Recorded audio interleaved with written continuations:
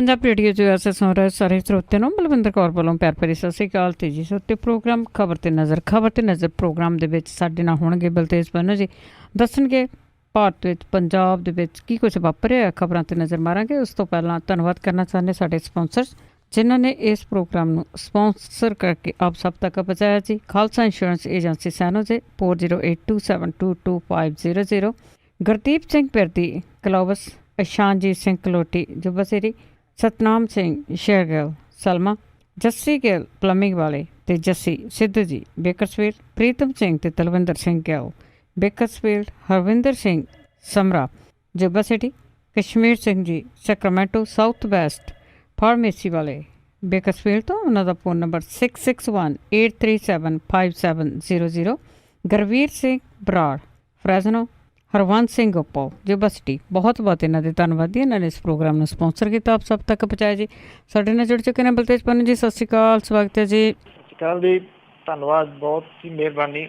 ਹਾਂਜੀ ਬਲਤੇਜ ਪੰਨੂ ਜੀ, ਪਹਿਲਾਂ ਤਾਂ ਗੱਲ ਕਰਦੇ ਹਾਂ ਭਾਰਤ ਦੀ ਜਿਹੜੀ ਸਰਹੱਦ ਆ ਚੀਨ ਆ ਉਸ ਦੇ ਨਾਲ, ਅਤੇ ਉੱਥੇ ਕਾਫੀ ਦਿਨਾਂ ਤੋਂ ਉੱਤੋਂ ਖਿੱਚੋਤਾਣ ਚੱਲ ਰਹੀ ਆ, ਅਤੇ ਚੀਨ ਨੇ ਕਿਹਾ ਕਿ ਭਾਰਤ ਨਾਲ ਕੋਈ ਵੀ ਗੱਲਬਾਤ ਨਹੀਂ ਜਿੰਨੀ ਦੇਰ ਉਹ ਫੌਜ ਵਾਪਸ ਨਹੀਂ ਬੁਲਾ ਲੈਂਦੇ।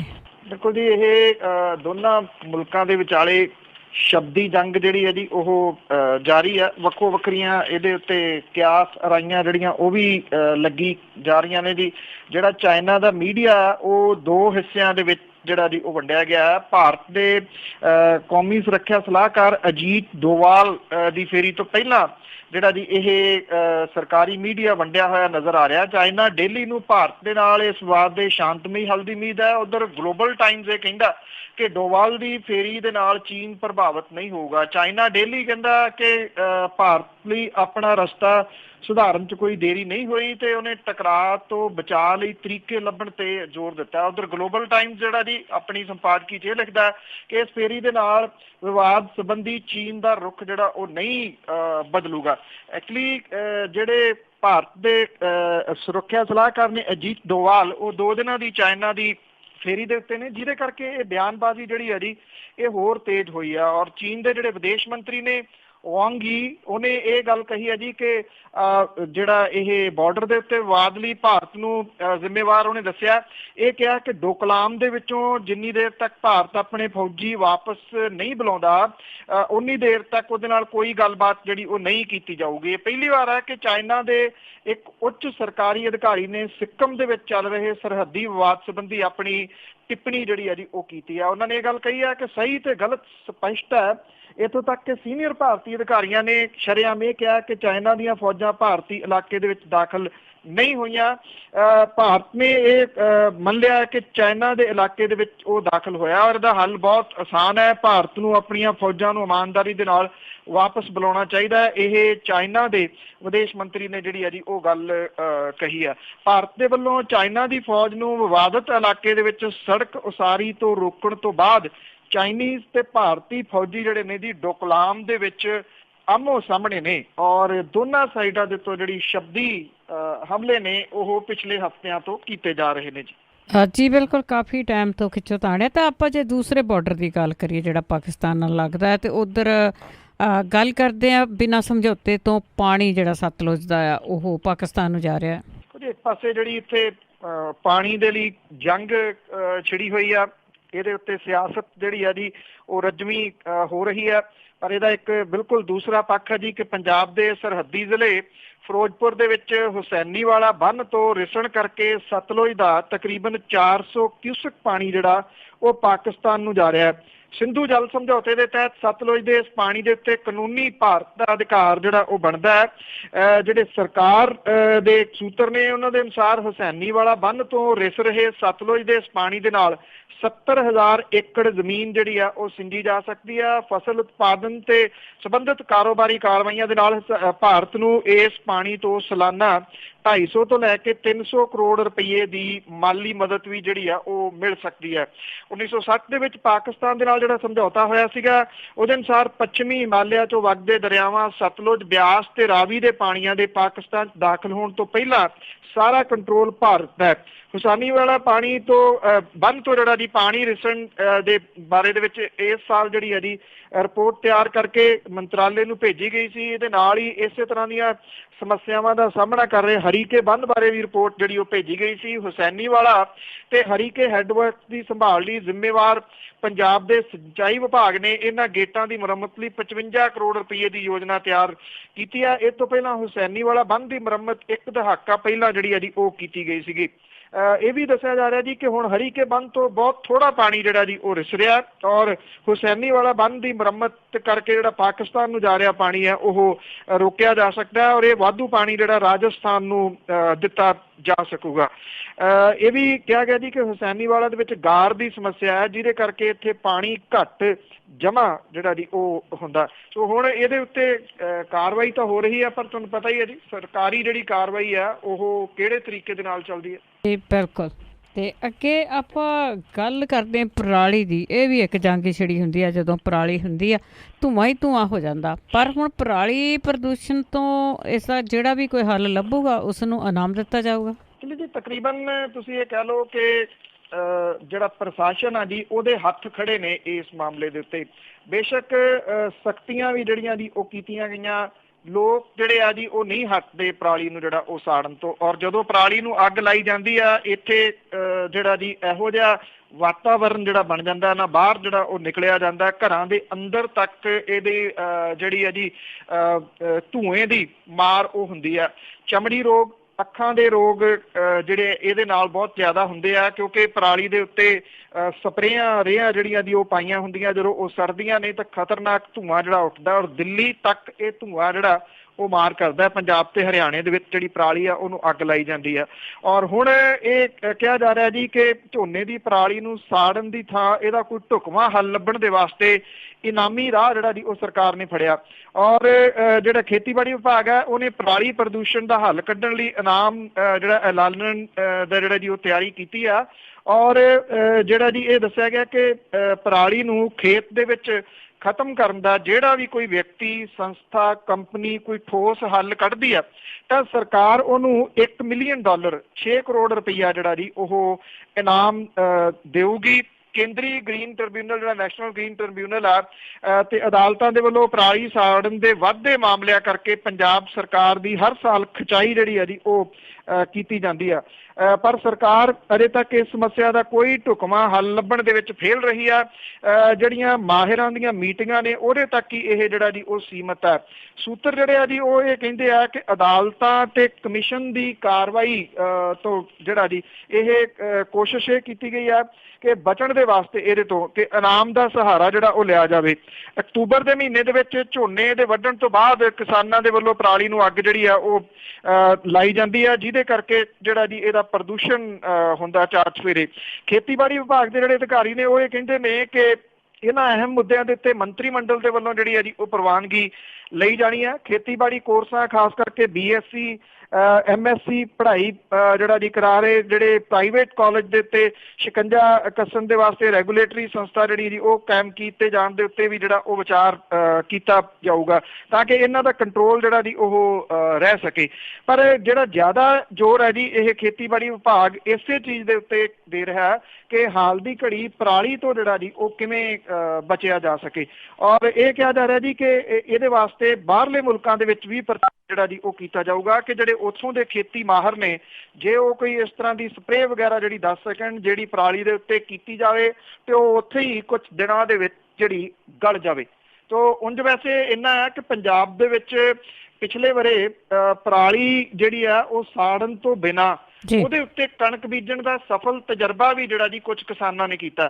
ਔਰ ਜਿੱਥੇ ਉਹਨਾਂ ਨੇ ਪਰਾਲੀ ਨਾ ਸਾੜ ਕੇ ਉਹਦੇ ਉੱਤੇ ਕਣਕ ਜਿਹੜੀ ਬੀਜੀ ਆ ਉਸ ਕਣਕ ਦਾ ਝਾੜ ਸਾੜੀ ਹੋਈ ਪਰਾਲੀ ਵਾਲਾ ਜਿਹੜਾ ਖੇਤ ਹੈ ਜੀ ਉਹਦੇ ਤੋਂ ਵੱਧ ਨਿਕਲਿਆ। ਪਰ ਬਹੁਤੇ ਕਿਸਾਨ ਜਿਹੜੇ ਆ ਜੀ ਉਹ ਨਹੀਂ ਮੰਨਦੇ ਅਜੇ ਵੀ। ਹਾਂਜੀ ਜੀ, ਉਹ ਤਜਰਬਾ ਕਰਨਾ ਨਹੀਂ ਮੰਗਦੇ ਕਿਉਂਕਿ ਉਹਦਾ ਢੇਰ ਹੀ ਪੈ ਜਾਂਦਾ ਖੇਤਾਂ ਨੂੰ। ਤੇ ਅੱਗੇ ਆਪਾਂ ਸਰਦਾਰਾ ਸਿੰਘ ਚੌਲ ਦੀ ਜੇ ਗੱਲ ਕਰੀਏ ਤੇ ਕਿਸਾਨਾਂ ਦੀ ਗੱਲ ਕਰ ਰਹੇ ਹਾਂ ਤੇ ਉਹਨਾਂ ਨੇ ਇਹ ਹਜੇ ਵੀ ਸਿਫਾਰਿਸ਼ ਕੀਤੀ ਹੈ ਕਿ ਕਿਸਾਨਾਂ ਨੂੰ ਪੋਸਤ ਦੀ ਖੇਤੀਬਾੜੀ ਕਰਨ ਦੀ ਇਜਾਜ਼ਤ ਮਿਲਣੀ ਚਾਹੀਦੀ ਹੈ। ਸਰਦਾਰਾ ਸਿੰਘ ਜੌਲ ਹੋਰਾਂ ਦੀ ਜਿਹੜੀ ਕਹੀ ਹੋਈ ਗੱਲ ਹੈ ਉਹਨੂੰ ਬਹੁਤ ਘੱਟ ਲੋਕ ਕੱਟਦੇ ਆ ਜੀ ਕਿਉਂਕਿ ਉਹ ਪ੍ਰਸਿੱਧ ਅਰਥ ਸ਼ਾਸਤਰੀ ਨੇ।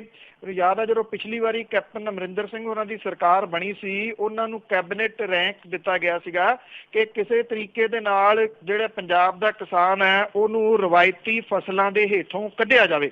ਉਹਨਾਂ ਨੇ ਮਿਹਨਤ ਵੀ ਕਰੀ, ਬਹੁਤ ਸਾਰਾ ਜਿਹੜਾ ਸੀਗਾ ਜੀ ਉਹ ਮਟੀਰੀਅਲ ਲਿਖਿਆ, ਪਰ ਜਿਹੜੇ ਆਲੇ ਦੁਆਲੇ ਵਾਲੇ ਸੀ ਕੈਪਟਨ ਅਮਰਿੰਦਰ ਸਿੰਘ ਹੋਰਾਂ ਦੇ, ਉਹਨਾਂ ਨੇ ਸਰਦਾਰਾ ਸਿੰਘ ਜੌਹਲ ਹੋਰਾਂ ਨੂੰ ਨੇੜੇ ਨਹੀਂ ਸੀ ਲੱਗਣ ਦਿੱਤਾ। ਔਰ ਮੈਨੂੰ ਇਹ ਵੀ ਯਾਦ ਆ ਜੀ, ਉਦੋਂ ਉਹ ਕਾਰ ਤੇ ਬਾਕੀ ਜਿਹੜੀਆਂ ਸਹੂਲਤਾਂ ਸੀ ਉਹ ਮੋੜ ਕੇ ਚੰਡੀਗੜ੍ਹ ਆ ਕੇ ਘਰੇ ਬਹਿ ਗਏ ਸਨ ਕਿ ਮੈਂ ਇਹ ਸਹੂਲਤਾਂ ਜਿਹੜੀਆਂ ਜੀ ਉਹ ਭੋਗਣ ਦੇ ਵਾਸਤੇ ਕਿਸਾਨਾਂ ਲਈ ਜਿਹੜਾ ਜੀ ਨਹੀਂ ਸੋਚ ਰਿਹਾ, ਬਲਕਿ ਉਹ ਕਹਿੰਦੇ ਸਨ ਕਿ ਪੰਜਾਬ ਦੇ ਕਿਸਾਨਾਂ ਨੂੰ ਇਸ ਮਾੜੀ ਹਾਲਤ ਦੇ ਵਿੱਚੋਂ ਕੱਢਣਾ ਉਹਨਾਂ ਦਾ ਇੱਕ ਸੁਪਨਾ ਆ। ਹੁਣ ਇੱਕ ਵਾਰੀ ਫਿਰ ਸਰਦਾਰਾ ਸਿੰਘ ਜੌਹਲ ਹੋਰੀ ਜਿਹੜੇ ਆ ਜੀ ਉਹ ਇਹ ਕਹਿੰਦੇ ਨੇ ਕਿ ਕੈਪਟਨ ਅਮਰਿੰਦਰ ਸਿੰਘ ਹੋਰੀ ਚੋਣਾਂ ਜਿੱਤਣ ਤੋਂ ਬਾਅਦ ਲੋਕਾਂ ਦੇ ਮੁੱਦੇ ਜਿਹੜੇ ਆ ਜੀ ਉਹ ਭੁੱਲ ਗਏ ਆ। ਉਹਨਾਂ ਨੇ ਕਿਹਾ ਕਿ ਚੋਣਾਂ ਤੋਂ ਪਹਿਲਾਂ ਕੈਪਟਨ ਸਾਹਿਬ ਉਹਨਾਂ ਦੇ ਕੋਲੇ ਆਏ ਸੀਗੇ, ਕਿਸਾਨਾਂ ਦੇ ਕਰਜ਼ੇ ਦੀ ਪੰਡ ਹੌਲੀ ਕਰਨ ਦੇ ਸੁਝਾਅ ਦੇ ਉੱਤੇ ਉਹ ਸਹਿਮਤ ਵੀ ਹੋ ਗਏ ਸੀਗੇ, ਪਰ ਚੋਣਾਂ ਜਿੱਤਣ ਤੋਂ ਬਾਅਦ ਉਹਨਾਂ ਨੇ ਇਹਦੇ ਸੰਬੰਧੀ ਕੋਈ ਗੱਲ ਨਹੀਂ ਕੀਤੀ। ਉਹਨਾਂ ਨੇ ਕਿਹਾ ਕਿ ਜਿਹੜੇ ਪੰਜਾਬ ਦੇ ਨੌਜਵਾਨ ਨੇ ਉਹਨਾਂ ਨੂੰ ਇਸ ਵੇਲੇ ਨੌਕਰੀਆਂ ਦੀ ਲੋੜ ਹੈ, ਪਰ ਸਰਕਾਰ ਬੁਰਕੀਆਂ ਸੁੱਟਣ ਦੇ ਵਿੱਚ ਜਿਹੜਾ ਜੀ ਉਹ ਬਿਜ਼ੀ ਹੈ। ਨੌਕਰੀਆਂ ਨਹੀਂ, ਬੁਰਕੀਆਂ ਜਿਹੜੀਆਂ ਉਹ ਦਿੱਤੀਆਂ ਜਾ ਰਹੀਆਂ ਨੇ।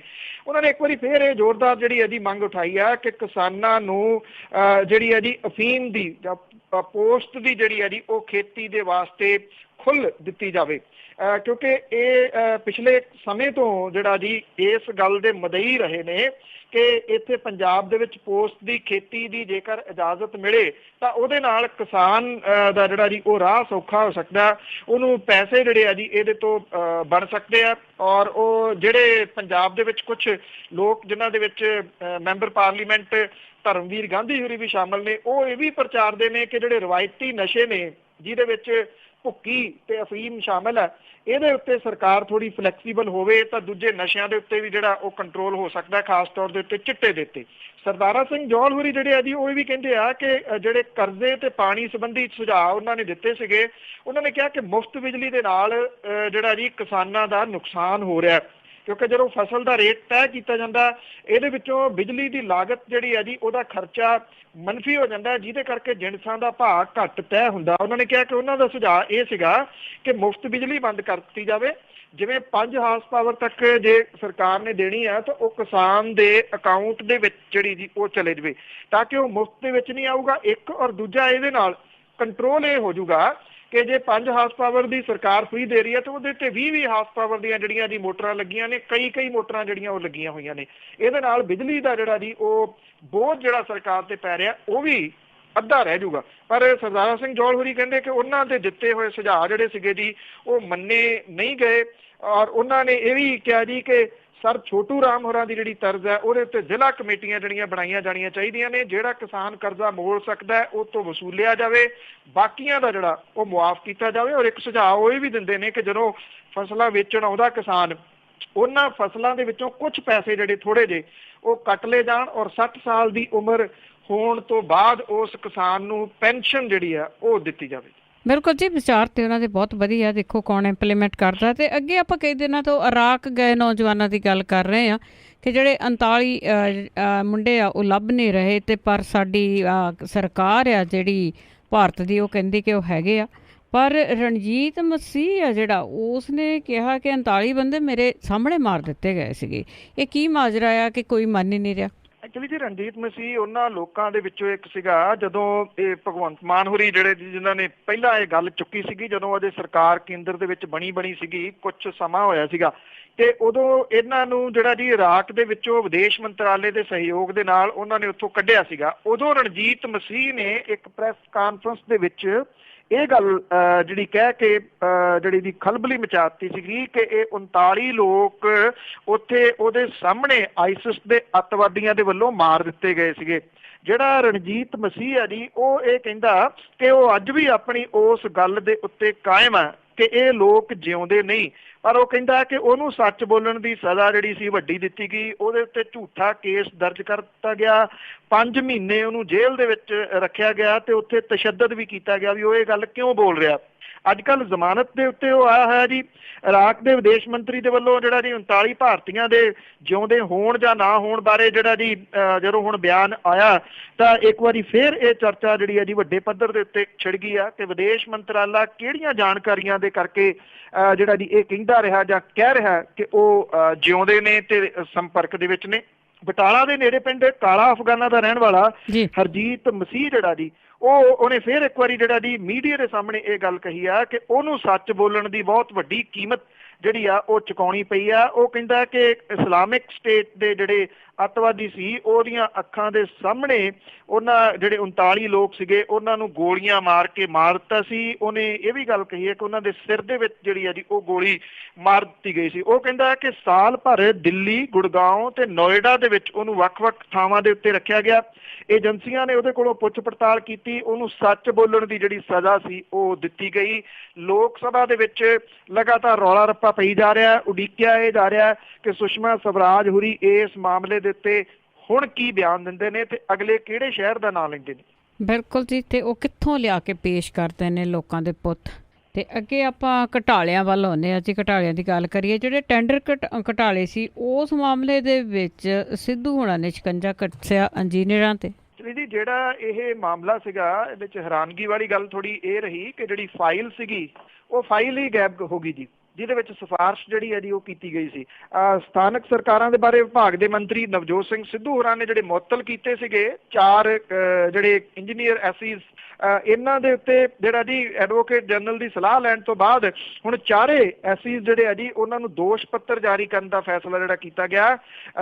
ਅਰਬਨ ਮਿਸ਼ਨ ਤਹਿਤ ਅਲਾਟ ਕੀਤੇ ਗਏ ਟੈਂਡਰਾਂ ਦੀ ਜਾਂਚ ਕਰਾਉਣ ਦਾ ਵੀ ਫੈਸਲਾ ਜਿਹੜਾ ਜੀ ਹੋਇਆ। ਅਕਾਲੀ ਭਾਜਪਾ ਕਾਰਜਕਾਲ ਦੇ ਦੌਰਾਨ ਲੁਧਿਆਣਾ, ਜਲੰਧਰ ਤੇ ਅੰਮ੍ਰਿਤਸਰ ਨਿਗਮ ਦੇ ਕਮਿਸ਼ਨਰ ਰਹੇ IAS ਅਫਸਰਾਂ ਸੋਨਾਲੀ ਗਿਰੀ, GS ਖਹਿਰਾ, ਘਨਸ਼ਿਆਮ ਥੋਰੀ ਦੇ ਖਿਲਾਫ ਚਾਰਜਸ਼ੀਟ ਤਿਆਰ ਕਰਕੇ ਵੱਖਰੀ ਫਾਈਲ ਰਾਹੀਂ ਮੁੱਖ ਮੰਤਰੀ ਦਫ਼ਤਰ ਨੂੰ ਮਨਜ਼ੂਰੀ ਲਈ ਭੇਜਣ ਦਾ ਫੈਸਲਾ ਵੀ ਜਿਹੜਾ ਉਹ ਕੀਤਾ ਗਿਆ।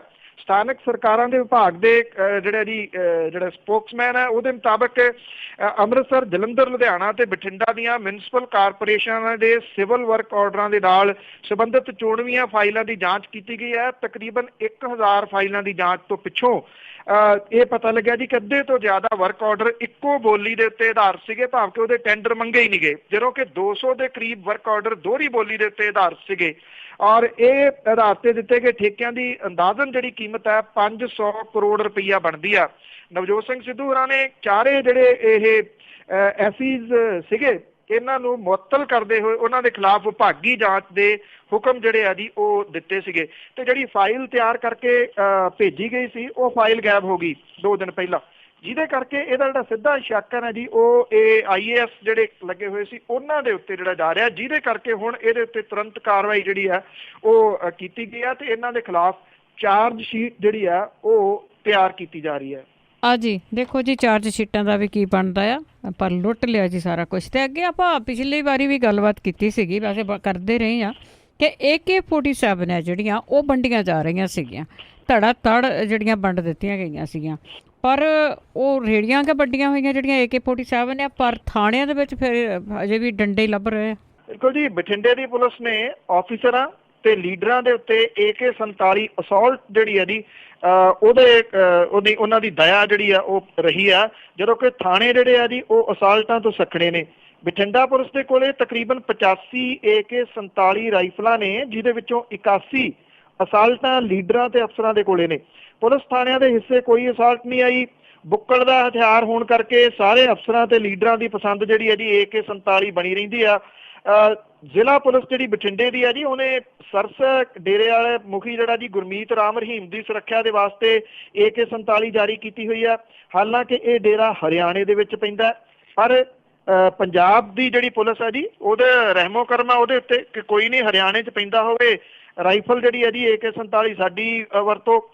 ਡੇਰਾ ਸਰਸਾ ਮੁਖੀ ਦੇ ਸਾਬਕਾ ਡਰਾਈਵਰ ਖੱਟਾ ਸਿੰਘ, ਮੋਹਾਲੀ ਦੇ ਜਿਹੜਾ ਮੁੰਡਾ ਜੀ ਗੁਰਦਾਸ ਸਿੰਘ, ਉਹਨੂੰ ਵੀ AK-47 ਦਿੱਤੀ ਹੋਈ ਆ। ਡੇਰਾ ਰਾਮ ਟਿੱਲਾ ਮਲੂਕਾ ਦੇ ਮੁਖੀ ਨੂੰ AK-47 ਦਿੱਤੀ ਹੋਈ ਆ। ਹਲਕਾ ਤਲਵੰਡੀ ਸਾਬੋ ਤੋਂ ਕਾਂਗਰਸੀ ਉਮੀਦਵਾਰ ਖੁਸ਼ਬਾਜ ਸਿੰਘ ਜਟਾਣਾ ਚੋਣ ਹਾਰ ਗਏ, ਪਰ ਜ਼ਿਲ੍ਹਾ ਪੁਲਿਸ ਨੇ ਉਹਨੂੰ 2 AK-47 ਅਸੌਲਟਾਂ ਦਿੱਤੀਆਂ ਹੋਈਆਂ ਨੇ। ਆਮ ਆਦਮੀ ਪਾਰਟੀ ਦੀ ਤਲਵੰਡੀ ਸਾਬੋ ਤੋਂ ਵਿਧਾਇਕ ਪ੍ਰੋਫੈਸਰ ਬਲਜਿੰਦਰ ਕੌਰ ਤੇ ਆਪ ਦੇ ਮੌੜ ਹਲਕੇ ਤੋਂ ਵਿਧਾਇਕ ਜਗਦੇਵ ਸਿੰਘ ਕਮਾਲੂ ਦੀ ਸੁਰੱਖਿਆ ਵੀ ਪੁਲਿਸ AK-47 ਅਸਾਲਟਾਂ ਦੇ ਨਾਲ ਕਰ ਰਹੀ ਹੈ ਜੀ। ਸਾਬਕਾ ਅਕਾਲੀ ਵਿਧਾਇਕ ਜੀਤ ਮਹਿੰਦਰ ਸਿੰਘ ਸਿੱਧੂ ਕੋਲੇ ਪਹਿਲਾਂ ਕਈ ਅਸਾਲਟਾਂ ਸੀ, ਪਰ ਹੁਣ ਇੱਕ ਅਸਾਲਟ ਇਸ ਸਾਬਕਾ ਵਿਧਾਇਕ ਨੂੰ ਦਿੱਤੀ ਗਈ ਹੈ। ਕਮਾਂਡੈਂਟ 82 ਬਟਾਲੀਅਨ ਦੇ ਕੋਲੇ ਬਠਿੰਡਾ ਪੁਲਿਸ ਦੀ ਅਸਾਲਟ ਹੈ। ਬਠਿੰਡੇ ਦੇ 16 ਥਾਣਾ ਮੁਖੀਆਂ ਨੂੰ ਇੱਕ AK-47 ਰਾਈਫਲ ਜਿਹੜੀ ਉਹ ਦਿੱਤੀ ਹੋਈ ਹੈ, ਜਦੋਂ ਕਿ ਥਾਣਿਆਂ ਦੇ ਵਿੱਚ ਸੁਰੱਖਿਆ ਦੇ ਵਾਸਤੇ ਕੋਈ ਅਸਾਲਟ ਜਿਹੜੀ ਹੈ ਜੀ ਉਹ ਨਹੀਂ ਹੈਗੀ। ਜਿਹੜੇ ਬਠਿੰਡਾ ਤੋਂ ਆਫੀਸਰ ਤਬਦੀਲ ਹੋ ਚੁੱਕੇ ਨੇ ਉਹਨਾਂ ਦੇ ਕੋਲ ਵੀ ਇਹ ਅਸਾਲਟਾਂ ਉਦਾਂ ਹੀ ਤੁਰੀਆਂ ਜਾਂਦੀਆਂ ਨੇ ਜੀ। IPS ਅਧਿਕਾਰੀ ਰਾਜਪਾਲ ਮੀਨਾ ਅਤੇ ਪਰਮਰਾਜ ਸਿੰਘ ਉਮਰਨਾਨ ਨੰਗਲ ਦੇ ਕੋਲੇ 2 ਅਸਾਲਟਾਂ ਨੇ, ਜਿਹੜਾ ਜ਼ਿਲ੍ਹਾ ਪੁਲਿਸ ਨੂੰ ਵਾਪਸ ਨਹੀਂ ਦਿੱਤੀਆਂ ਗਈਆਂ। ਬਠਿੰਡਾ ਰੇਂਜ ਦੇ DIG ਦੇ ਕੋਲੇ 4 ਅਸਾਲਟਾਂ ਤੇ ਇੱਥੋਂ ਜਿਹੜਾ ਜੀ ਤਬਦੀਲ ਹੋ ਗਏ DIG ਦੇ ਕੋਲੇ 2 ਅਸਾਲਟਾਂ ਨੇ। ਬਠਿੰਡਾ ਦੇ ਪੁਰਾਣੇ SSP ਸਵਪਨ ਸ਼ਰਮਾ ਦੇ ਕੋਲੇ 3 ਅਸਾਲਟਾਂ ਨੇ। ਜ਼ਿਲ੍ਹਾ ਪੁਲਿਸ ਦੇ ਕਈ SP ਜਿਹੜੇ ਨੇ ਇੱਥੋਂ ਤਬਾਦਲੇ ਪਿੱਛੋਂ ਵੀ ਆਪਣੀਆਂ ਅਸਾਲਟਾਂ ਜਿਹੜੀਆਂ ਸੀਗੀਆਂ ਜੀ ਉਹ ਨਾਲ ਲੈ ਗਏ, ਇੱਥੇ ਜਮ੍ਹਾਂ ਨਹੀਂ ਜਿਹੜਾ ਜੀ ਉਹ ਕਰਵਾਈਆਂ। ਹੁਣ ਜਿਹੜੇ SSP ਨੇ ਉਹ ਕਹੀ ਜਾਂਦੇ ਕਿ ਅਸੀਂ ਰਿਵਿਊ ਕਰ ਰਹੇ ਹਾਂ ਕਿ ਇਹ AK-47 ਰਾਈਫਲਾਂ ਜਿਹੜੀਆਂ ਜੀ ਉਹ ਵਾਪਸ ਮੰਗੀਆਂ ਜਾਣ, ਕਰੀ ਜਾਂਦੀ ਰਿਵਿਊ। ਵੈਸੇ ਸਿਆਣੇ ਕਹਿੰਦੇ ਨੇ ਵੀ ਗੰਗਾ ਗਈਆਂ ਹੱਡੀਆਂ ਕਦੀ ਵਾਪਸ ਥੋੜੀ ਆਉਣੀਆਂ ਨੇ। ਨਾ ਜੀ, ਇਹ ਤਾਂ ਬਿਲਕੁਲ ਨਹੀਂ ਆਉਣੀਆਂ। ਤੇ ਅੱਗੇ ਮੇਰੇ ਅਖੀਰ ਦੇ ਵਿੱਚ ਸਵਾਲ ਹੈ ਕਿ ਜਿਹੜੀ ਸੰਸਦ ਦੀ ਕਾਰਵਾਈ ਆ ਉਹ ਰੌਲੇ ਰੱਪੇ ਦੇ ਵਿੱਚ ਹੀ ਰੁਲ ਗਈ, ਕੁਝ ਨਹੀਂ ਹੋਇਆ। ਬਿਲਕੁਲ ਜੀ, ਹਾਲ ਦੀ ਘੜੀ ਤਾਂ ਇਸੇ ਤਰ੍ਹਾਂ ਦਾ ਜਿਹੜਾ ਜੀ ਉਹ ਚੱਲ ਰਿਹਾ। ਭਾਰਤੀ ਜਨਤਾ ਪਾਰਟੀ ਦੇ ਸੰਸਦ ਮੈਂਬਰਾਂ ਦੇ ਵੱਲੋਂ ਕਾਂਗਰਸ ਆਗੂ ਸਿੰਧੀਆ ਦੇ ਖਿਲਾਫ ਕੀਤੀ ਗਈ ਟਿੱਪਣੀ ਤੇ 6 ਕਾਂਗਰਸ ਸੰਸਦ ਮੈਂਬਰਾਂ ਨੂੰ ਮੁਅੱਤਲ ਕਰਨ ਸਣੇ ਬਾਕੀ ਮੁੱਦਿਆਂ ਦੇ ਉੱਤੇ ਕਾਂਗਰਸ ਦੇ ਵੱਲੋਂ ਹੰਗਾਮੇ ਕਰਕੇ ਸਦਨ ਦੀ ਕਾਰਵਾਈ ਜਿਹੜੀ ਹੈ ਜੀ ਉਹ ਚੱਲ ਨਹੀਂ ਸਕੀ ਔਰ ਲੋਕ ਸਭਾ ਦਿਨ ਭਰ ਦੇ ਵਾਸਤੇ ਜਿਹੜੀ ਉਹ ਉਠਾਉਣੀ ਪੈ ਗਈ। ਕਾਂਗਰਸ ਦੇ ਵਿਰੋਧੀ ਧਿਰ ਦੇ ਮੈਂਬਰਾਂ ਨੇ ਗਊ ਰੱਖਿਆ ਦੇ ਨਾਂ ਦੇ ਲੋਕਾਂ ਨੂੰ ਕੁੱਟ-ਕੁੱਟ ਕੇ ਮਾਰ ਕੇ ਕਤਲ ਕੀਤੇ ਜਾਣ ਦੇ ਮੁੱਦੇ ਦੇ ਉੱਤੇ ਵੀ ਬਹਿਸ ਦੀ ਮੰਗ ਜਿਹੜੀ ਹੈ ਜੀ ਉਹ ਬਾਰ-ਬਾਰ ਕੀਤੀ। ਸਿੰਧੀਆ ਨੇ ਕਿਹਾ ਕਿ ਭਾਜਪਾ ਸੰਸਦ ਮੈਂਬਰ ਵਰਿੰਦਰ ਕੁਮਾਰ ਤੇ ਨੰਦ ਕੁਮਾਰ ਚੌਹਾਨ ਉਹਦੇ ਤੇ ਦਲਿਤ ਭਾਈਚਾਰੇ ਖਿਲਾਫ ਬਿਆਨ ਦੇਣ ਦਾ ਦੋਸ਼ ਲਾਇਆ। ਉਹਨਾਂ ਨੇ ਕਿਹਾ ਕਿ ਜੇ ਦੋਸ਼ ਸੱਚਾ ਹੋਏ ਤਾਂ ਉਹ ਆਪਣੀ ਮੈਂਬਰੀ ਤੋਂ ਅਸਤੀਫਾ ਦੇ ਦੇਣਗੇ। ਜੇ ਭਾਜਪਾ ਸੰਸਦ ਮੈਂਬਰ ਉਹਦੇ ਤੇ ਲਾਏ ਦੋਸ਼ ਸਾਬਤ ਨਾ ਕਰ ਸਕੇ ਤਾਂ ਆਪਣੀ ਲੋਕ ਸਭਾ ਦੀ ਮੈਂਬਰੀ ਤੋਂ ਅਸਤੀਫਾ ਦੇਣ। ਖੜਗੇ ਨੇ ਇਹ ਕਿਹਾ ਜੀ ਕਿ ਉਹਦੇ ਅਕਸ ਨੂੰ ਢਾਹ ਲਾਈ ਗਈ ਹੈ। ਲੋਕ ਸਭਾ ਦੇ ਵਿੱਚ ਕਾਂਗਰਸੀ MP ਮਲਕਾਰਜਨ ਖੜਗੇ ਨੇ ਸਿੰਧੀਆ ਦਾ ਪੱਖ ਲੈਂਦਿਆਂ ਕਿਹਾ ਕਿ ਗੁਨਾ ਦੇ ਸੰਸਦ ਮੈਂਬਰ ਪਿਛਲੇ 15 ਸਾਲਾਂ ਤੋਂ ਦਲਿਤਾਂ ਦੀ ਭਲਾਈ ਲਈ ਸੰਘਰਸ਼ ਕਰ ਰਹੇ ਨੇ। ਸਿੰਧੀਆ, ਕਾਂਤੀ ਲਾਲ ਭੂਰੀਆ, KC ਵੇਣੂਗੋਪਾਲ, ਰਵਨੀਤ ਬਿੱਟੂ ਇਹਦੇ ਸਣੇ ਕਾਂਗਰਸ ਮੈਂਬਰ ਜਿਹੜੇ ਸੀ ਸੁਮਿਤਰਾ ਮਹਾਜਨ ਦੇ ਸਾਹਮਣੇ ਜਾ ਕੇ ਨਾਅਰੇਬਾਜ਼ੀ ਕਰਨ ਲੱਗ ਗਏ।